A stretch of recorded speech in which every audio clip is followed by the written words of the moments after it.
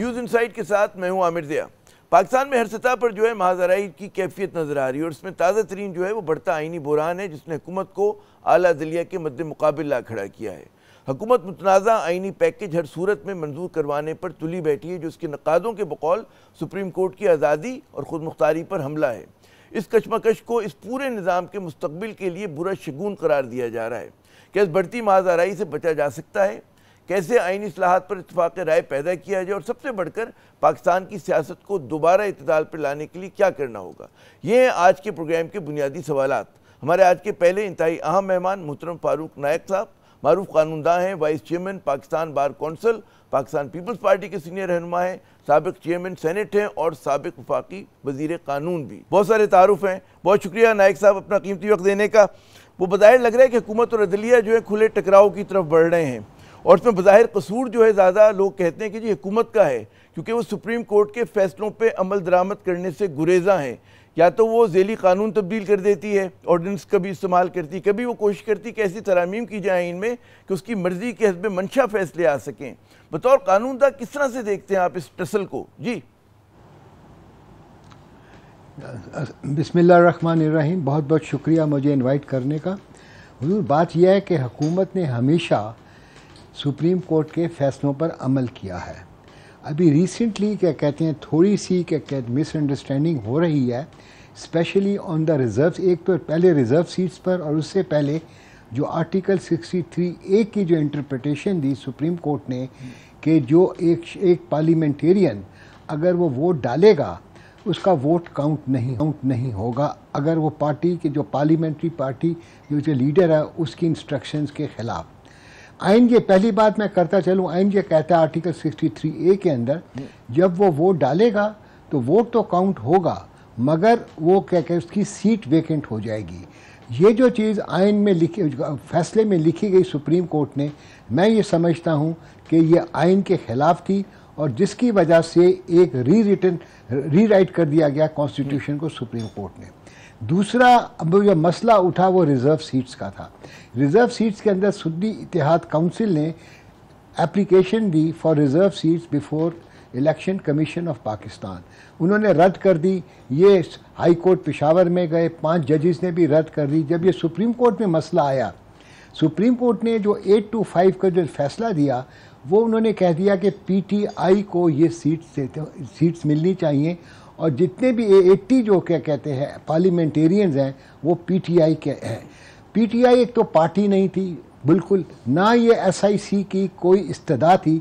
और ये जो फैसला आया ये आर्टिकल 185 ऑफ द कॉन्स्टिट्यूशन में आया जो कि अपील के क्या कहते हैं शिक है। जहाँ तक इन्फोर्समेंट ऑफ फंडामेंटल राइट्स है उसका ताल्लुक है 184 के साथ। सुप्रीम कोर्ट ने अपनी विजडम के अंदर आर्टिकल 187 वोक करके कंप्लीट जस्टिस की है। वो कहते हैं कि हमने कंप्लीट जस्टिस की है मगर आज तक के जो फैसले हैं हमेशा 187 इन्वोक होता है 184 में और 184(5) जो है जो प्लीडिंग्स ऑफ द पार्टीज़ है उधर रिस्ट्रिक्ट रहते हैं। ये सुप्रीम कोर्ट ने एक क्या कहते हैं मैं समझता हूँ ये भी एक रीराइट किया है लॉ को उन्होंने, क्योंकि लॉ बड़ा क्लियर है। लॉ ये कहता है कि खाली रिज़र्व सीट्स उनको मिलेंगी जिन्होंने लिस्ट दी हो। लिस्ट दी नहीं गई थी और उस शिक को इलेक्शन एक्ट की इन्होंने कलअदम करार नहीं दिया। कलअदम करार किए बगैर उन्होंने अपना एक फ़ैसला दे दिया जो मैं समझता हूँ कि ये एक with in the parameters of law and constitution नहीं है, ये एक पॉपुलर विल का क्या कहते हैं ये फैसला है। सुप्रीम कोर्ट को और अदलिया को चाहिए हमेशा फैसले दें आइन और कानून के मुताबिक, क्योंकि article 4 of the constitution clearly कहता है कि आप किसी को मजबूर नहीं कर सकते किसी काम करने के लिए जब तक कि कानून उसकी इजाज़त ना दे। तो इसकी वजह से आज जो जजमेंट में आपने ये भी पढ़ा होगा कि आपस के अंदर जजेस के अंदर भी एक इख्तलाफ बहुत ज़्यादा सामने आ गया है जो कि पहले नहीं था। मैं समझता हूँ कि ये वक्त बड़ा ज़रूरी है, एक रेस्ट्रेंट इस्तेमाल करना चाहिए सुप्रीम कोर्ट को भी और हुकूमत को भी और सुप्रीम कोर्ट के जजेस को आपस के अंदर भी। इसी के अंदर मैं समझता हूँ रूल ऑफ लॉ प्रिवेल करेगा, आइन की सही मानों में लोग रिस्पेक्ट करेंगे और जो जमहूरियत है वो फ़रोग़ पाएगी। ये आपने बड़ा मुफस्सिल जवाब दिया, और जो आपने टर्म यूज़ की कि जी रिस्ट्रेंट का मुजाहरा करना चाहिए, तो होना तो यही चाहिए, लेकिन लग ये रहा है कि हर तरफ से अनरिस्ट्रेंट किस्म के जो हैं अमल जो हैं जारी हैं, हुकूमत हो चाहे वो मतलब है कि हमारी जुडिशरी के ऊपर भी जो हुकूमत इल्ज़ाम लगा रही है इस तरह का। लेकिन जी आपने 3 बड़ी अहम चीज़ों को उठाया है, अगर आप इजाज़त दें 1 बाय 1 मैं आपसे ज़रा सी मज़ीद इसकी तशरीह ले लूँ।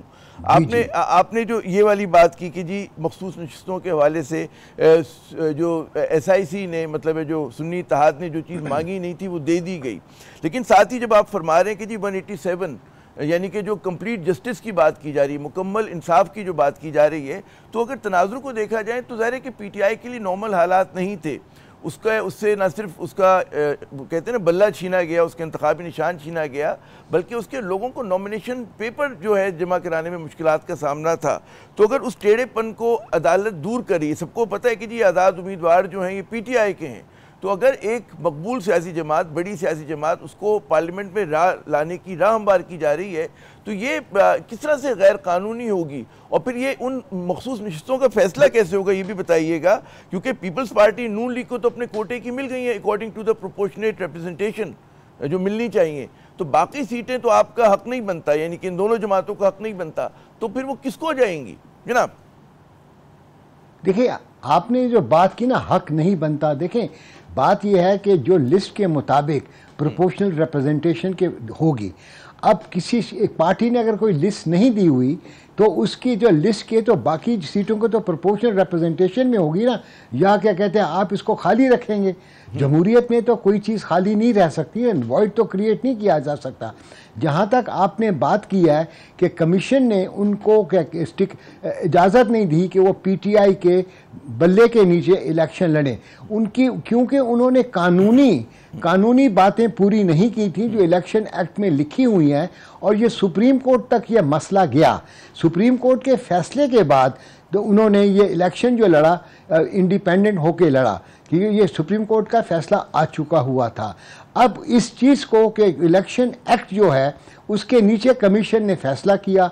अब या तो आप कहें कि इलेक्शन एक्ट ही गलत है, इलेक्शन एक्ट सारा गलत है, और अब वही जो मैंने आपसे बात की कि कानून की पैरामीटर्स में फैसला नहीं हुआ, इसीलिए हुकूमत वक्त ने एक इलेक्शन एक्ट को अमेंड करके उन्होंने जो जजमेंट थी, जो शॉर्ट ऑर्डर था, जो कि बेसिस डिटेल ऑर्डर भी उसी पर बेस करता है, खाली रीजनिंग दी गई है, मगर ऑपरेटिव पार्ट वही है जो कि शॉर्ट ऑर्डर में आया, उसको उन्होंने नलीफाई किया by making amendment in the election act 2017। वो जो अमेंडमेंट्स हैं आज तक चैलेंज नहीं हुई हैं। इसका मतलब है कि अमेंडमेंट्स जो हैं दे हैव गॉट, उनकी फौकियत है, दे प्रिवेल ओवर द जजमेंट। या तो वो जजमेंट्स, वो जो अमेंडमेंट हैं जिसकी वजह से जजमेंट को नलीफाई किया गया, जो शॉर्ट ऑर्डर के बेसिस पर था, उसको खिलाफ अगर कोई ना PTI ना कोई और शख्स गया आर्टिकल 184 के नीचे कि ये अमेंडमेंट्स जो हैं ये कानून और आइन के दायरे में गलत हैं, जजमेंट को नलीफाई नहीं कर सकती। मगर इस वक्त मैं समझता हूं, जो मैं हो सकता है कि मैं गलती पर हूं, मैं समझता हूं कि law is prevailing over the judgment which has been passed by the supreme court of Pakistan. नहीं, पॉइंट बिल्कुल वेल टेकन, लेकिन जो एक सवाल है वो कहते हैं ना कि ऐसी पेचीदगी पैदा हो गई जिस आपने कहा कि जी लग ये रहा है, बल्कि जो आपने वो कहा कि जी कानून के मुताबिक फ़ैसला नहीं हुआ, आइन की तरामी मंजूर हो गई तो उसके बाद ये फैसला है। लेकिन अगर पूरे उसको देखें ना कि पर्सपेक्टिव में चीज़ों को देखें तो कानून पे अगर यहाँ पे सही तरह से अमल नहीं हुआ तो उससे पीछे भी अमल नहीं हुआ, तो ये वही वाली दिलचस्प सूरत हाल हो गई कि वो चिकन और एग वाली के अंडा पहले या मुर्गी पहले, कि पहली गलती कहाँ हुई थी, ओरिजिनल सिन कहाँ पर हुआ था।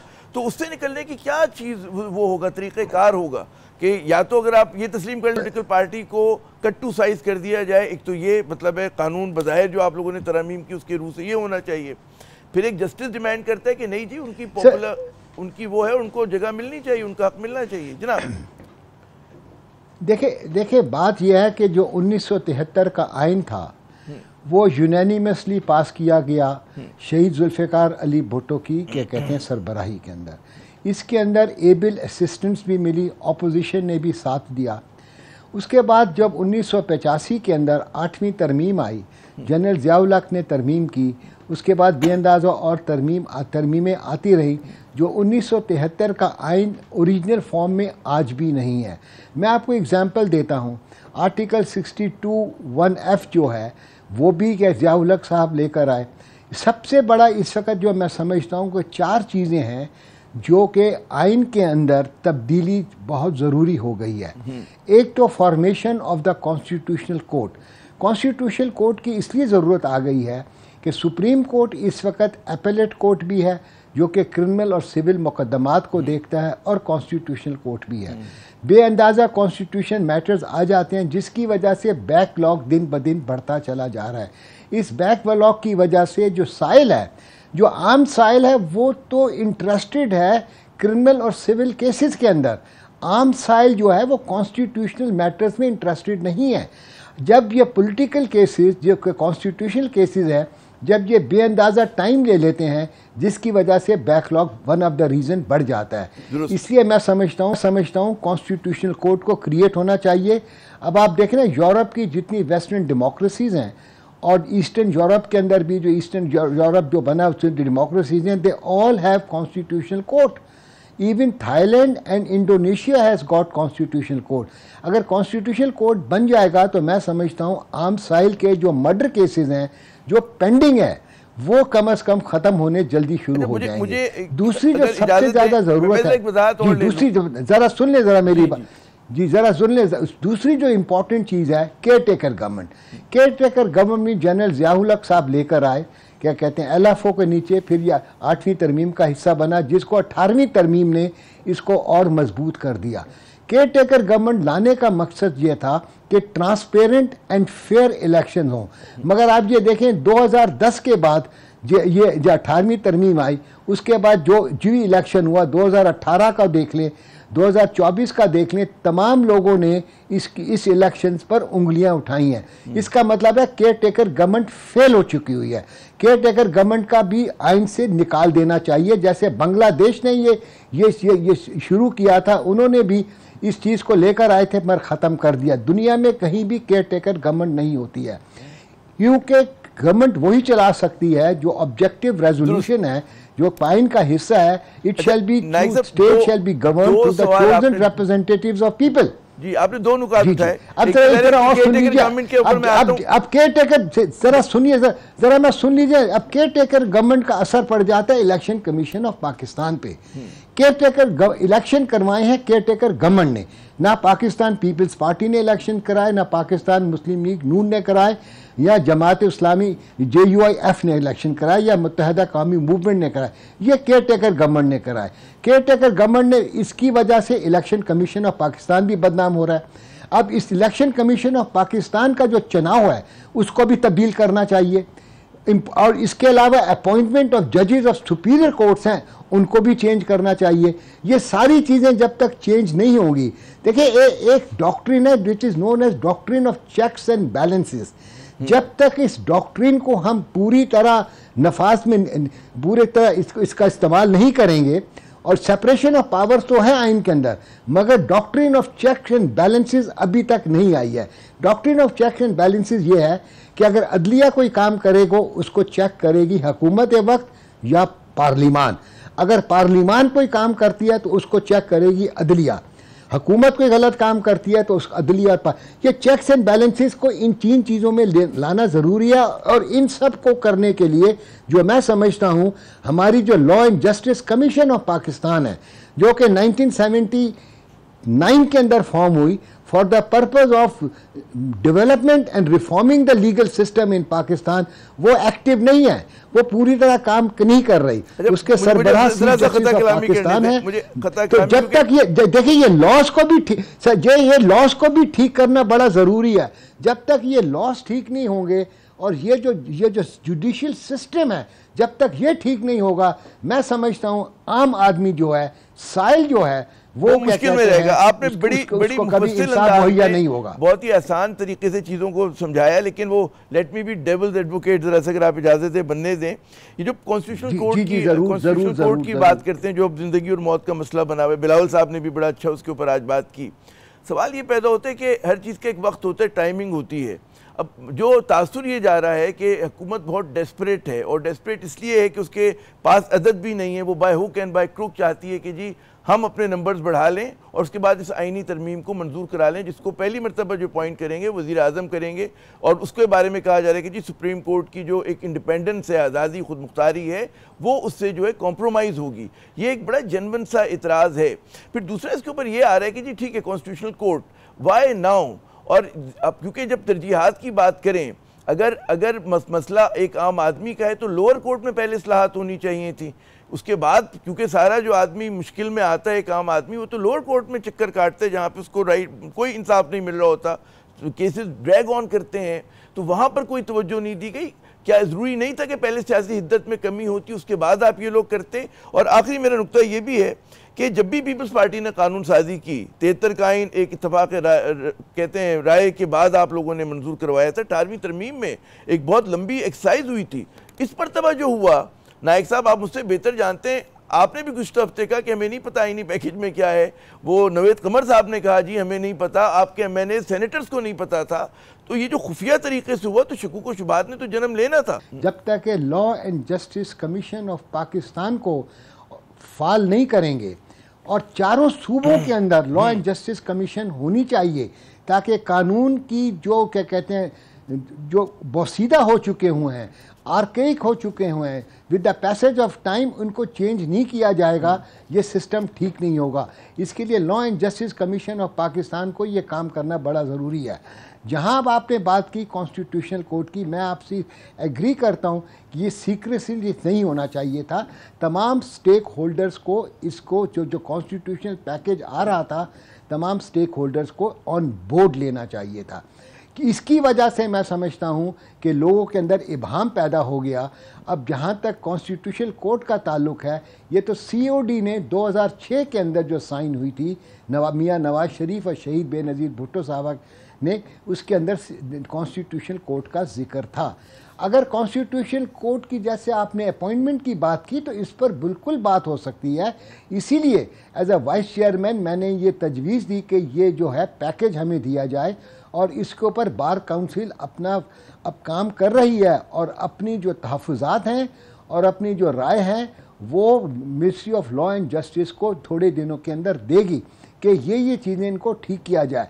क्योंकि जैसे मैंने गर्ज किया कि अपॉइंटमेंट ऑफ द जजेस ऑफ द सुपीरियर कोर्ट, मैं ये समझता हूँ, हो सकता है कि मैं गलती पर हूँ, मेरा ये मौक़िफ़ है कि जो अपॉइंटमेंट ऑफ जो जजेस हैं उनको जुडिशल कमीशन ऑफ पाकिस्तान जो है अपॉइंट करे, मगर उसकी अप्रूवल जो है पार्लियामेंट्री कमेटी करे in open hearing, not in close door, ताकि मेरिट पर अच्छे वकील जज बने जो कि कौम के लिए और अदलिया के लिए अच्छा होगा। मैं कह रहा हूँ वक्त क्योंकि हमारे पास कम है और आपने बड़ा वजाहत के साथ चीज़ों को समझाया। अब हमको सबको पता है कि जी पोलराइजेशन है, मेरा आखिरी सवाल है सेगमेंट का, कि पोलराइजेशन बहुत ज़्यादा है और इस पर लग ये रहा है कि पाकिस्तान की सियासत बंद गली में आ गई, पाकिस्तान को एक बहुत बड़े आइनी बुहरान का सामना है। निकलने की क्या आप तजवीज़ देंगे? क्या हुकूमत को बुलडोज करना चाहिए जिस तरह वो करना चाह रही है, या कोशिश करें कि आप कंसेंसस बिल्डिंग करें, इस इख्तलाफ को भी जो है अपने साथ मिलाएं? जो बहुत सारे प्रोमिनेंट वकील जो हैं वो इस पे जो है इख्तलाफ करें, उनको कायल किया जाए। जो एक कानून साजी के लिए एक एक्सरसाइज की ज़रूरत है, उसकी मतलब है उस पर तवज्जो दी जाए, ना कि ये कि जी लोगों को जोड़ लिया जाए, मैनिपुलेट किया जाए सिस्टम को, और कानून एक मुतनाज़ा मंजूर हो जिससे मज़ीद इस मुल्क में मज़ीद महाज़ाराई बढ़े। जी जिसे मेरा जो मौक़िफ़ है, देखें मैं इस बात पर क्या कहते हैं हमेशा यकीन रखता हूँ इफ़हाम व तफ़हीम के ऊपर।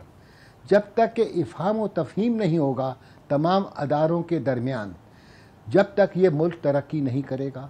मुल्क की इकनॉमिक स्टेबिलिटी, मुल्क की पॉलिटिकल स्टेबिलिटी, मुल्क की judicial stability is depending upon all the stakeholders. और मेरी एक अदना राय होगी कि इन सब को अपने इख्तलाफात को दूर करके बैठ कर एक ऐसा आइन बनाएं, ऐसे कानून बनाएं, ताकि ये मुल्क के अंदर जो जमहूरियत और मुल्क की जो बका है उसको कोई धब्बा ना लगे। बहुत बहुत शुक्रिया फारूक नायक साहब, आपने अपना कीमती वक्त दिया। यकीनन कानून साजी अगर होनी चाहिए तो उसके लिए फ़ाहम व तफ़हीम भी ज़रूरी है और इत्तफ़ाक़ राय भी। यहाँ पे नाज़रीन एक वक्फ़ा लेते हैं, वक्फ़े के बाद जब दोबारा हाज़िर होंगे हमारे साथ मौजूद होंगे फवाद चौधरी साहब, उनसे पूछेंगे कि पाकिस्तान को की जो सियासत है बंद गली में उसको निकालने की क्या सबील हो सकती है। हमारे साथ रहिएगा।